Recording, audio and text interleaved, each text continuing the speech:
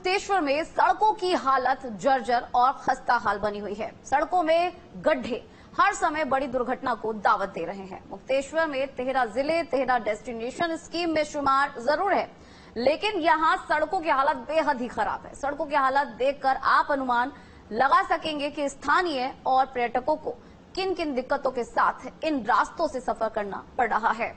1 साल से सड़क में गड्ढे बने हुए हैं, लेकिन कोई इसकी सुध लेने के लिए तैयार नहीं है। और बड़ी बात तो ये है कि इस मार्ग से कई वीवीआईपी का दौरा भी हो चुका है। हालांकि जिला प्रशासन जल्द ही सड़कें ठीक कराने की बात तो कह रहा है।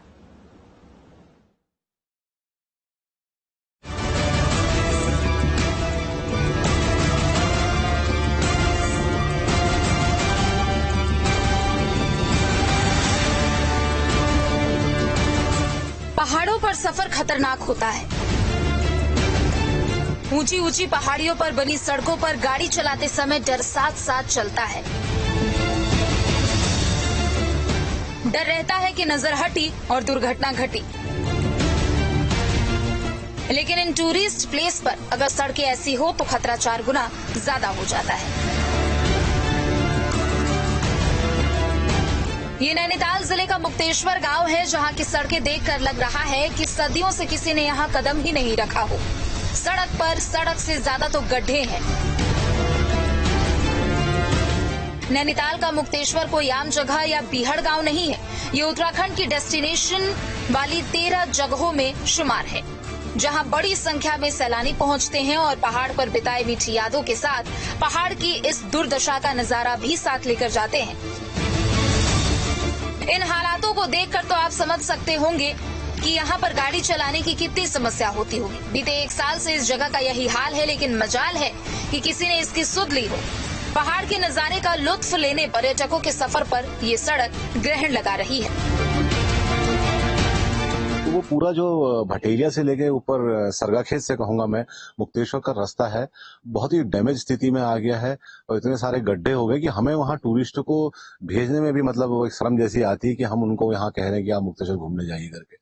बल्कि मैंने देखा कि गर्मियों के टाइम में और या उससे पहले भी हमारे जो चीफ मिनिस्टर हैं यहाँ, वो खुद गए हैं, उसी रोड से गए, उसी रोड से आए, उन्होंने एक दिन मुक्तेश्वर में बिताया भी, और साथ में राज्यपाल जी गए हैं वहां से, और इतने सारे वीवीआईपी यहाँ मुक्तेश्वर आते हैं।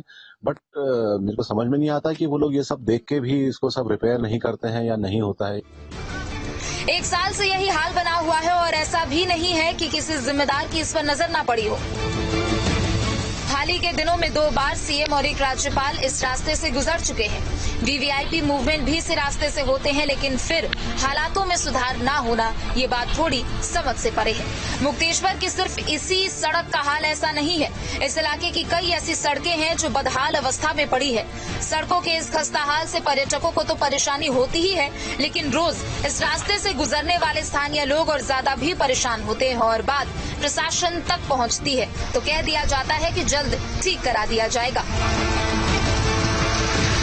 जो मुख्य मार्ग है हमारे, जो टूरिस्ट प्लेसेस को जोड़ते हैं, उनके लिए जो रेस्टोरेशन है रूट्स का, उसके लिए धनराशि विभागों को निर्गत करी गई है। और मानसून के बाद जो ये पैच रिपेयर है या गड्ढा मुक्ति के कार्य हैं, वो पीडब्ल्यूडी से हम लोग आरंभ कराएंगे। और प्रयास ये रहेगा कि जैसे ही बारिश का ये खत्म होता है, जल्दी से जल्दी सारी सड़कें जो हैं वो रिस्टोर कर ली जाए। जल्द ठीक करा दिया जाएगा, लेकिन वो जल्द कब आएगा ये कोई नहीं जानता। इस सड़क से सीएम गुजर गए, राज्यपाल ने सड़क पार कर ली, वीवीआईपी मूवमेंट तो आए दिन होते रहते हैं, दिन भी बदलते रहते हैं, लोग बदलते रहते हैं, लेकिन जो नहीं बदलता वो है इस जर्जर रास्ते के हालात, जो हर दिन और ज्यादा खतरनाक होते जा रहे हैं और चीख चीख कर मौत को बुलावा दे रहे हैं। Team news state.